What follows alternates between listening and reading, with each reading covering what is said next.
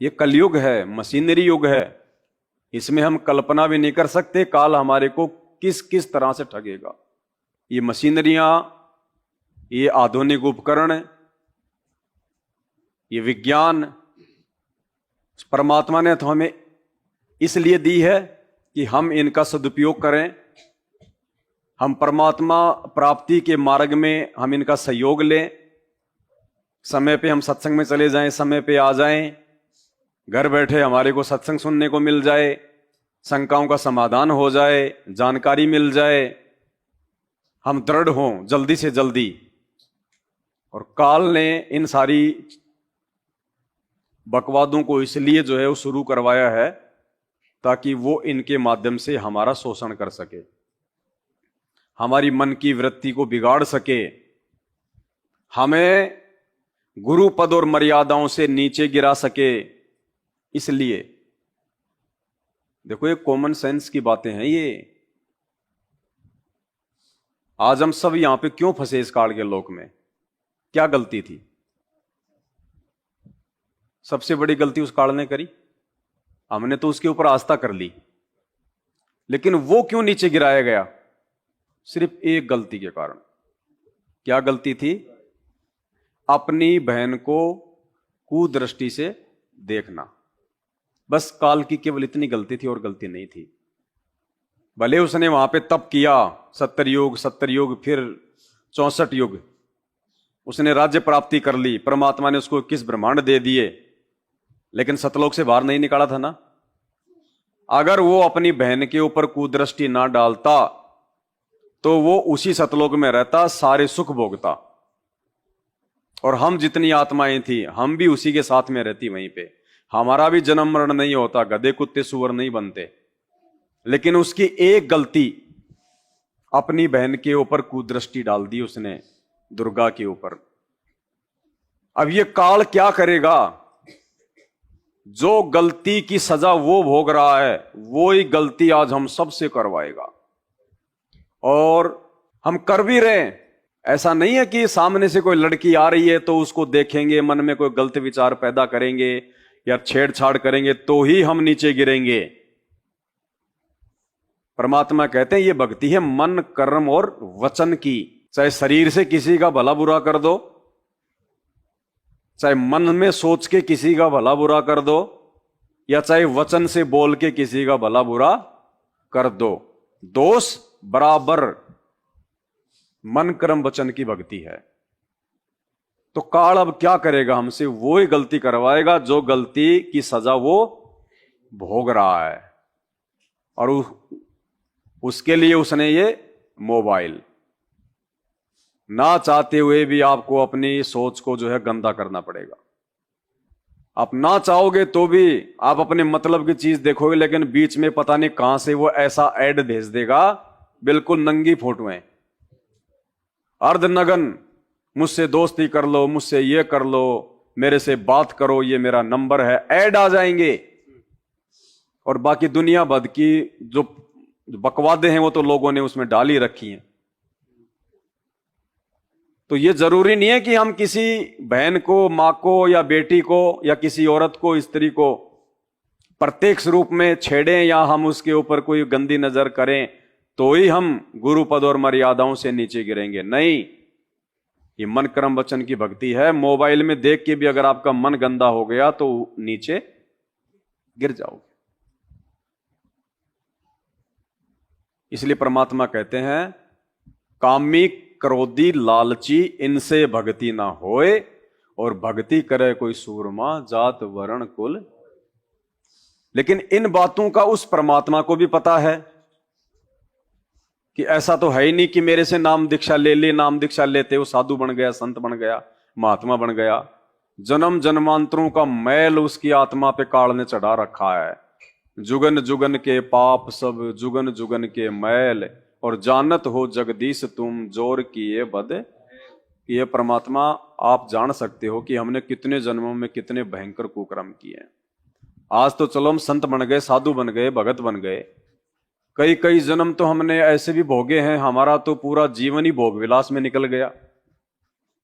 हम राजा थे, बड़े अच्छे राजा भी रहे होंगे, और बड़े निकम्मे राजा भी रहे होंगे। जैसे राजा का पाला तैमूरलंग से पड़ा था, गांव की लड़कियों को उठवा के उनसे भोग विलास किया करता था। अंग्रेज आए हमारे देश में, उन्होंने क्या किया हमारी माता बहनों के साथ में। तो ऐसे भी जीवन हमने अनंत भोगे हैं। परमात्मा कहते हैं ना, कोटि जन्म तू राजा कीन्या और मिटी न मन की आशा। कोटि जन्म, करोड़ों जन्म तो हमने राजाओं के भोग लिए। अब राजा तो बकवाद ही करेगा बिना ज्ञान के, कि जिसको ज्ञान हो गया वो तो राजा बनेगा ही नहीं। अब्राहिम सुल्तान को ज्ञान हुआ तो राजपद छोड़ दिया। नरसिंह जी को ज्ञान हुआ तो 56 करोड़ की संपत्ति को ठोकर मार दी। जिसको ज्ञान हो जाएगा वो तो इस राजपाट के इस गंदे काम में पड़ेगा ही नहीं, क्योंकि यहां तो सारे के सारे कर्म फोड़ने वाले और कर्म बिगाड़ने वाले ही कर्म है। आप ना चाहोगे तो भी आपके सिर पे पाप रखे जाएंगे, क्योंकि आप उस पूरे देश के राजा हो, पूरे देश की आप पे जिम्मेदारी हो गई। आप उस प्रजा के जो है वो पिता हो गए, पालक हो गए सांसारिक तौर पे। अब उस जनता में, उस प्रजा में, उस देश में यदि कोई कुकर्म कर रहा है तो भी राजा के ऊपर दोष रखा जाएगा, और अगर कोई अच्छे कर्म कर रहा है तो भी राजा को जो है उसका प्रतिफल मिलेगा। और राजा को हम लोग जो है वो चुन के भेजते हैं। हमारे वोट से राजा चुना जाता है, तो हमारे वोट से राजा चुने जाने के बाद कोई मंत्री जो है वो चुने जाने के बाद वो मंत्री यदि जो अच्छे काम करेगा तो उसी अनुपात में हमारे को लाभ मिलेगा, पुण्य हमारे हिस्से में आएगा। और वो मंत्री जितने कुकर्म करेगा उसी अनुपात में हमारे हिस्से में उसका जो है वो पाप भी आएगा, क्योंकि हमने उसको राजा बनाया है। इसलिए परमात्मा कहते हैं कि मेरे भक्तों को राजनीति से दूर रहना चाहिए, हमने राजा भी नहीं चुनना चाहिए। इसलिए परमात्मा ने हमारे बचाव के लिए देखो एक नोटों का बटन बनवा दिया। अगर आपको किसी भी राजा को नहीं चुनना है तो आप मतलब कि कौन सा बटन दबाओ, नोटो कौन सा आता हो बताओ। ये पहले नहीं था, ये अभी शुरू हुए हैं 5-7 साल में। संत रामपाल जी ने आप और हमारे को उस कुकर्म से बचाने के लिए। और काल ने क्या किया, सतलोक आश्रम मैनेजमेंट हरियाणा के द्वारा, यानी संत रामपाल जी के परिवार के द्वारा और संत रामपाल जी के ही आदेशों की आड़ में भगत समाज से राजनीतियां करवाई जा रही हैं। कभी बीजेपी को वोट डलवाए जाते हैं वो पीले पर्चे निकाल के, कभी कांग्रेस को वोट डलवाए जाते हैं। तो ऐसे काल हमें ठगेगा, अपनों के माध्यम से ठगेगा। लेकिन फिर भी उस जो है दयालु परमात्मा ने हमारे ऊपर इतनी बड़ी मेहर कर दी, रहम कर दिया कि जिन चीजों को हम नहीं समझ पा रहे थे, जिन संकेतों को हम लोग नहीं पकड़ पा रहे थे, परमात्मा ने हमारे को साध संगति से जोड़ दिया कि जो कमियां हैं उन कमियों को हम समय रहते ठीक कर लें, धीरे धीरे धीरे धीरे। तो भाई और बहनों, अब बिल्कुल लास्ट का समय चल रहा है, ये अंत का समय है। इस समय यदि किसी ने इतना सब कुछ समझने के बाद भी बकवाद की तो फिर परमात्मा उस आने वाले समय में उस भगत की किसी भी प्रकार से कोई रक्षा नहीं करेगा अपनी तरफ से। भले उसकी भक्ति से उसकी रक्षा हो जाए, जो उसने मर्यादा में रह के जहां तक उसने भक्ति कर रखी है, उसकी बैटरी चार्ज है, वो भक्ति से ही अगर वो बच जाए तो बच जाए, उसकी रक्षा हो जाए तो हो जाए। अन्यथा संत रामपाल जी अपनी तरफ से उसकी किसी प्रकार की कोई रक्षा नहीं करेंगे, वरना उनका विधान टूट जाएगा। फिर तो उन्होंने कसाई को भी माफ करना पड़ेगा, अधर्मी को भी माफ करना पड़ेगा, फिर तो सबको माफ करना पड़ेगा। तो अब हमने भगत बनना पड़ेगा। अब भगत की क्या पहचान है, भगत के क्या लक्षण है? भगत वो ही नहीं होता जो भक्ति कर रहा है, पुजारी वो ही नहीं होता जो पूजा कर रहा है, धार्मिक व्यक्ति केवल उसी को नहीं कह सकते जो व्यक्ति मतलब धर्म कर रहा है। एक कसाई भी धर्म करता है, कसाई भी अपना छुरा उठाने से पहले अपनी पूजा पाठ करता है, तो क्या वो पुजारी हो गया?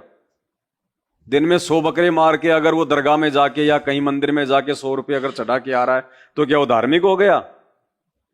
भक्ति तो वो भी कर रहा है, चाहे वो किसी की भी करो, तो क्या वो भगत हो गया? तो खाली ये जो ऊपरा जो ये दिखावा है, दान धर्म पूजा पाठ अगरबत्ती धूप बत्ती राम राम सत साहेब वाहे गुरु बोलना और पीठ पीछे सारे उल्टे कर्म करना,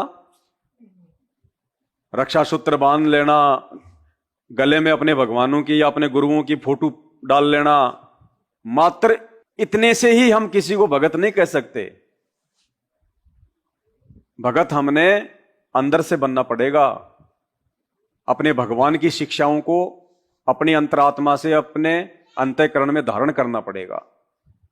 अपने सतगुरु के वचन से एक पॉइंट भी बाहर नहीं निकलना। अब ये वो समय आ गया, गुरुदेव क्या कहते हैं, खिलाड़ी चाहे कितना ही अच्छा क्यों ना हो, एक नंबर का खिलाड़ी है, अगर इतना सा भी फाउल हो गया ना, इतना सा भी, वो बाहर बैठा दिया जाएगा। और बाहर बैठा बैठा चाहे कितना ही चाहे जोश दिखाए, वो कोई मतलब नहीं रहेगा उसकी जवानी का।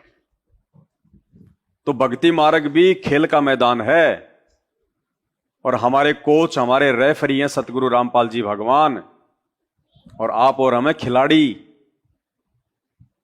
और जो नियम बता दिए खेल के, फाउल होने से बचने के, वो है हमारे नियम मर्यादा।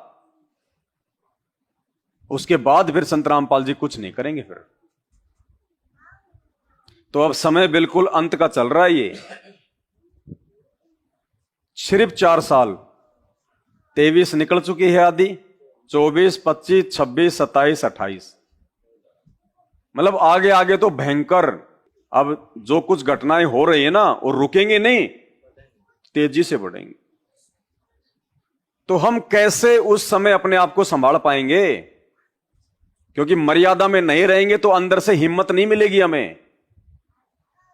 आज आप कोई मर्यादा तोड़ देते हो, 10-15 दिन आपका भक्ति में मन नहीं लगता, मन फीका फीका रह जाता है कि जैसे कोई छूट गया हो कुछ। फिर जाके मालिक से माफी मांगते हैं, क्षमा याचना करते हैं, रोते हैं, तब जाके वो घाव भरता है।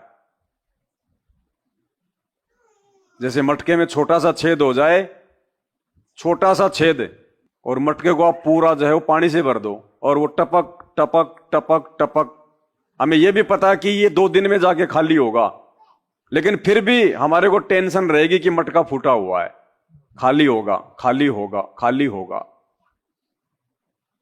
तो मर्यादाओं को तोड़ना मतलब भक्ति मार्ग में छेद करना। हम शांति से रह नहीं सकते, चैन से रह नहीं सकते, हमेशा हमारे दिमाग में वो टेंशन घुसी रहेगी। और भले वो टपक टपक हो रहा है, लेकिन वो पानी तो निकलता ही रहेगा, वो रुकेगा नहीं, वो प्रेशर नहीं बनेगा। तो अब हमने अपने भक्ति मार्ग में पेंचर करने से बचना है, और बचने का उपाय परमात्मा ने बता दिया। देखो, भगत तो आपस में एक दूसरे को समझा सकते हैं, भगत एक दूसरे का मार्गदर्शन कर सकते हैं, भगत एक दूसरे को सच्ची राह दिखा सकते हैं, लेकिन फायदा, बेनिफिट, लाभ, ये हमें सतगुरु की विधिवत भक्ति और मर्यादा से ही मिलेगा। मेरे वीडियो से आपको कोई लाभ नहीं मिलेगा, मेरे वीडियो से आपको केवल समाधान मिलेगा, आपको जानकारी मिलेगी। बाकी लाभ, मोक्ष, ये सारी चीजें सतगुरु रामपाल जी भगवान की भक्ति से और मर्यादाओं से ही मिलेगी। तो ये बिल्कुल अंत का समय चल रहा है। ये 4-5 साल भयंकर विकट परिस्थितियां होंगी। आप और हम में से किसी ने उनकी कल्पना भी नहीं की होगी। अभी हम लोगों को लग रहा होगा कि क्या पता होगा या नहीं होगा। परमात्मा धरती पे क्या पता टाल भी दे। सोचिए, जब परमात्मा खुद अपनी जेल नहीं टाल सके, उनके भी खुद कुछ नियम हैं, कुछ मर्यादा हैं। किसकी औकात थी कि संत रामपाल जी को कोई जेल में बैठा दे? जो जेल उन्होंने खुद बनाई है, 21 ब्रह्मांड रूपी जेल उन्होंने खुद बनाई है। ये जो 21 ब्रह्मांड है, एक जेल है। सतलोक में जो आत्मा गलती करती है, उस आत्मा को यहां पे सजा के लिए भेजा जाता है। ये काल यहां का जेलर है और हम सब कैदी हैं। ये जेल है, लेकिन ये एक ओपन जेल है, इसलिए हमें महसूस नहीं होता। महसूस कब होगा? जब ये शरीर छूट जाएगा। फिर जब गधे बनेंगे, कुत्ते बनेंगे, सूअर बनेंगे, दुर्गतियां होंगी, एक्सीडेंट में टांग कट जाएगी, शरीर में जो है वो कीड़े पड़ जाएंगे, फिर कोई नहीं संभालेगा, कोई ट्रीटमेंट नहीं, कुछ नहीं। फिर ये आत्मा को महसूस होगा, शरीर को तो फिर भी नहीं होता। शरीर को दर्द तो होता ही नहीं है, ये तो आडमास का है, पांच तत्व का है। अब मैं बोल रहा हूं और यदि मेरे को हल्का सा यदि कोई मेरे को मतलब चुबो दे कोई वस्तु, तो दर्द तो हो रहा है, लेकिन वो शरीर को फिर भी नहीं हो रहा। शरीर के माध्यम से आत्मा महसूस कर रही है। वरना जब इंसान शरीर को छोड़ देता है, जब इसके प्राण निकल जाते हैं, आत्मा निकल जाती है, तो इसी शरीर को कोई तो आग के हवाले कर देता है, कोई इसको जो है मतलब कि हॉस्पिटल में उसमें लाइट में जलाता है, कोई इसको जमीन में गाड़ देता है। ये शरीर कुछ बोलता है कि भैया मुझे दर्द हो रहा है, तो वो सुख दुख आत्मा महसूस करती है, शरीर नहीं करता है। शरीर तो आत्मा से बंधा हुआ है। जब तक ये शरीर आत्मा के बंधन में है, या यूं कह लीजिए जब तक ये आत्मा इस शरीर के बंधन में है, तब तक ही इसको महसूस है, बाकी नहीं है। तो बाद में जब हम दूसरी योनियों में हम चले जाएंगे ना, फिर हमें पता चलेगा। आज तो कोई अगर हमारे नाम के अगर जी भी नहीं लगावे, सीधा बोल दे रमतार, तो ऐसी बेइज्जती सी महसूस होती है कि जी क्यों नहीं लगाया। और उस समय हट कुत्ते, चल कुत्ते, नाम ही कुत्ता रख दिया जाएगा उस शरीर का, गाली से। शरीर का नाम ही जो है गाली से शुरू होगा। कुत्ता, सूअर, गधा, ये गालियां ही तो हैं। किसी को बोल के दिखा दो, ये जानवरों के नाम मत समझना।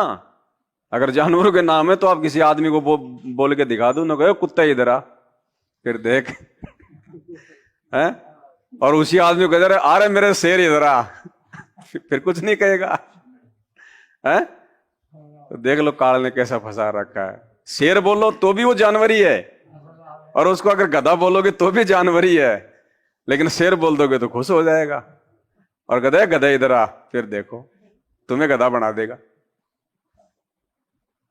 तो भाई और बहनों, कहने का मतलब यह है, आप और हम इतनी दूर दूर से आ रहे हैं, और परमात्मा जो ये चर्चाएं करवा रहे हैं,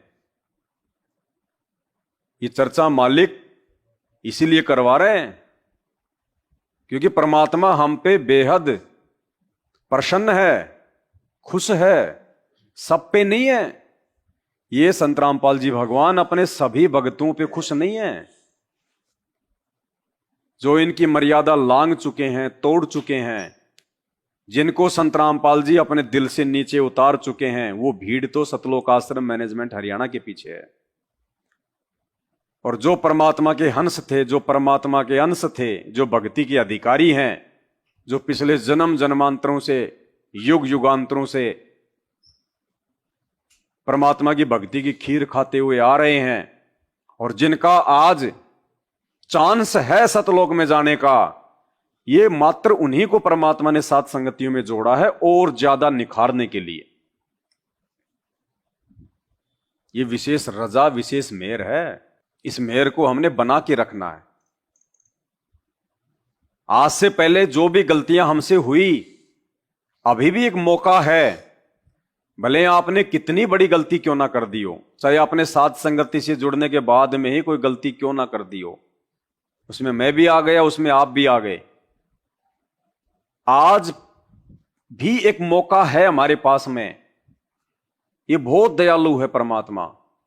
अभी तक इन्होंने हमको अपने हृदय से नहीं उतारा।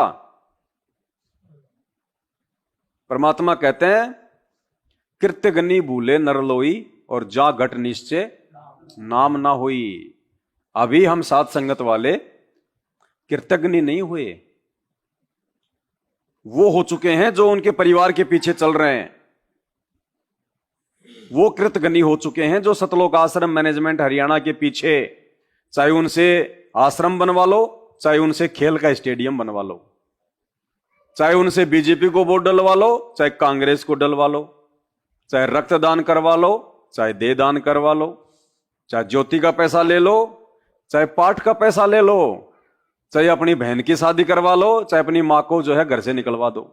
बस उनको एक आदेश की आवश्यकता है, गुरु जी का आदेश पीले पर्चे पे, बस। उसके बाद तो वो खुद की औरत का भी मर्डर कर देंगे, इतने अंधे हैं। आज मेरा मर्डर करने के लिए पूरी प्लानिंग हो चुकी थी कि जो पवन दास को मार देगा वो सबसे ज्यादा जो है पुण्य का भागी होगा। जब ये फरमान जारी हो चुका था तो अपने को क्या सोचेंगे, क्या समझेंगे? वो तो 24 घंटे उनके पास में रहते हैं, उनको तो मोक्ष चाहिए। तो अंधा बन के नहीं चलना इस भक्ति मार्ग पे।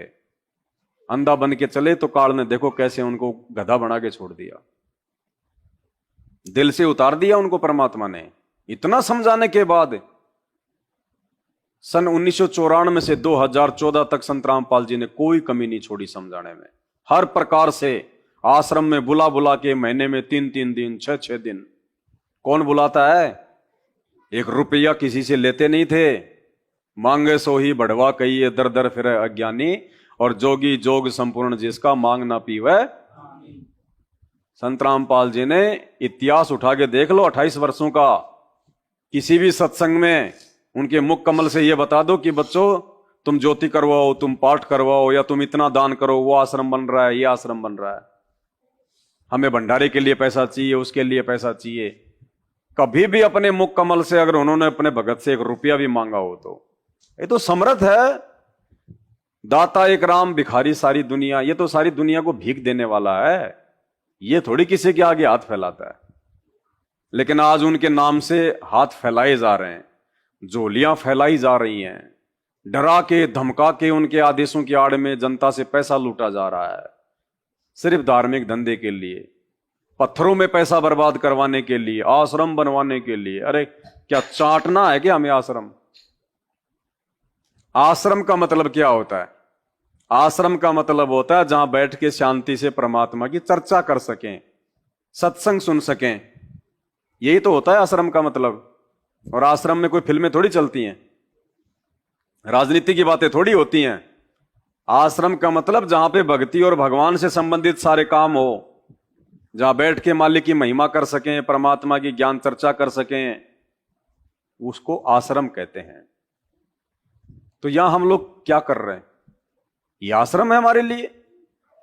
यहां बैठ के हमारे भगवान को हम भोग भी लगाएंगे, यहां हम आरती भी करेंगे, यहां हम भंडारा भी करेंगे, और फिर हमारा एक ही मकसद है, 2-4 घंटे सोए तो सोए, नहीं तो परमात्मा की चर्चा, परमात्मा की महिमा, मालिक के शब्द, शंकाओं का समाधान।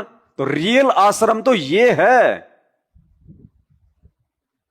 और जब हम यहां से हम चले जाएंगे तो जो इस परिवार में रह रहे हैं वो रोज परमात्मा की आरती, रोज परमात्मा को भोग, रोज परमात्मा का इस घर में जो है वो सत्संग। तो ये आश्रम ही तो है। और क्या है ये? क्या कहा परमात्मा ने हमें कि भगत का जो घर होता है वो मिनी आश्रम होता है, मिनी आश्रम। और उन आश्रमों में वही लोग संत रामपाल जी से नाम लेने के बाद में दर दर की ठोकरें खाते हुए भटक रहे हैं, जिन लोगों ने अपने घर को आश्रम नहीं समझा। उन्हें लगता है हम तो अपने घर पे दीवारों के सामने दंडोत करते हैं, गुरुजी तो है ही नहीं, गुरुजी तो जेल में बैठे हैं, हम तो खाली दीवारों के सामने दीपक जला रहे हैं, दीवारों के सामने खड़े होकर 3 समय की आरती कर रहे हैं। संत रामपाल जी तो है ही नहीं हमारे घर पे। इसलिए वो संत रामपाल जी को ढूंढने के लिए दर दर की ठोकरें। इसलिए परमात्मा ऐसे अज्ञानियों के लिए कहते हैं कि मोकू कहां ढूंढे रे बंदे, मैं तो तेरे, और ना मंदिर में, ना मस्जिद में, ना काशी, और खोजी होय तुरंत मिल जाऊं एक पल ही की, और घट ही में गंगा, घट ही में जमुना, घट ही में है। तो जिसने अपने घर को आश्रम नहीं समझा, और जिसने अपने गुरुदेव भगवान को शब्द रूप में अपने पास में नहीं समझा, वो व्यक्ति चाहे अपने गुरुजी की किसी आश्रम में या जेल में गोद में जाके बैठ जाना भाई, उसको परमात्मा की प्राप्ति नहीं है। ये सूक्ष्म भक्ति है, विश्वास की भक्ति है, ये शब्द स्वरूपी राम है। ये आप और हमारी तरह 5 तत्व में नहीं है, हाड़ मांस में नहीं है। दिखाई आप और हमारे जैसा ही देगा, इंसान रूप में, संत रूप में। लेकिन रोज हमें क्या पाठ पढ़ाता है परमात्मा? रोज ये भक्ति बोध पुस्तक सबके पास है, वाणी संख्या 23। गरीब ऐसा सतगुरु हम मिल्या, तेज पुंज के अंग, और झिलमिल नूर जहूर है, नर रूप श्वेत रंग। गरीब ऐसा सतगुरु हम मिल्या, तेज पुंज के। हम किसके सामने खड़े होके ये पुस्तक लेके आरती करते हैं? संत रामपाल जी भगवान के, अपने गुरुदेव के। और इनके सामने हम इनकी महिमा में इनको हम क्या कह रहे हैं? गरीब ऐसा सतगुरु हम मिल्या। हमें कौन गुरु मिला? हमारे गुरु कौन है आज? संत रामपाल जी। तो हम तो अपने गुरु की महिमा कर रहे हैं ना। गरीब ऐसा सतगुरु हम मिल्या, तेज पुंज के अंग, आंख नाक कान पूरी बॉडी तेज पुंज की है हमारे गुरुदेव भगवान की। तेज पुंज का मतलब 5 तत्व से रहित नूरी तत्व, एक तत्व जिसमें हाड़ चाम ना हो। शुक्रम अकायम असनावीरम, जिसका शरीर, जिसका नाड़ी तंत्र माता पिता के सहयोग से ना बना हो, शुक्र से ना बना हो, उसको क्या कहते हैं?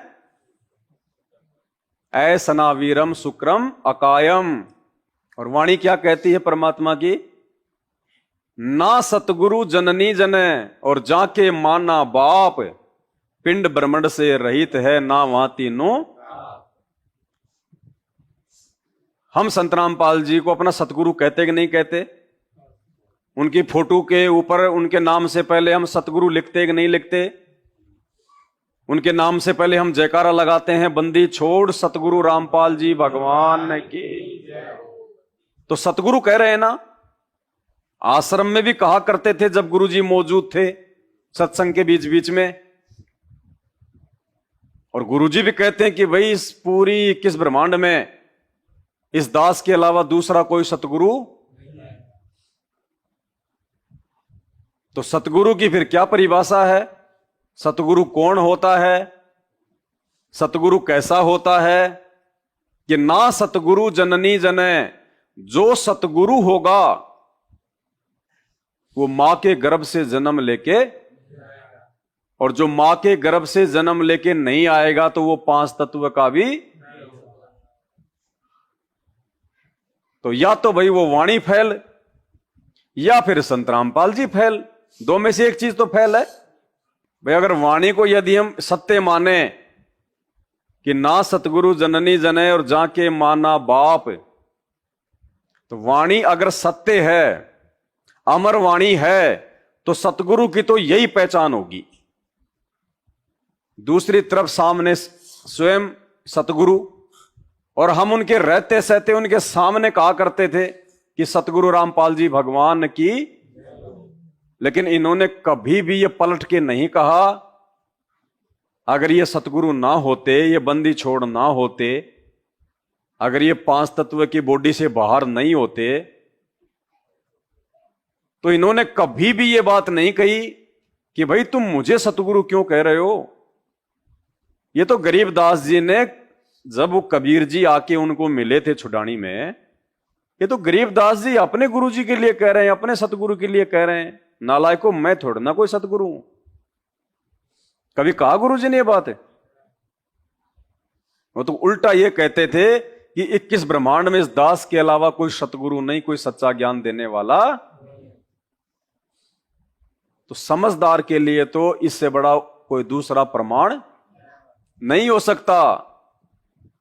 और इनको हृदय में सतगुरु जमाए बिना, जचाए बिना हमारी भक्ति आगे बढ़ नहीं सकती, चल ही नहीं सकती। हम चाहे कितनी घंटियां बजा लें, कितने शंख बजा लें, कितनी भक्ति कर लें, कितने 5 यज्ञ कर लें, कितना जयकारा लगा लें, 1% भी हमारी भक्ति आगे नहीं खिसक सकती। ये रूल है, ये नियम है भक्ति का कि अपने गुरु को भगवान माने बिना भक्ति शुरू ही नहीं हो सकती। ये नियम बताया परमात्मा ने।